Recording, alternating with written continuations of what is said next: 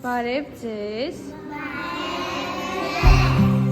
Մենք այսօր միասին հորինելու ենք հեքիաթ։ Արջուկի ծննդյան օրն էր։ Առավոտյան արջուկը արթնացավ և որոշեց, որ պետք է թխի իր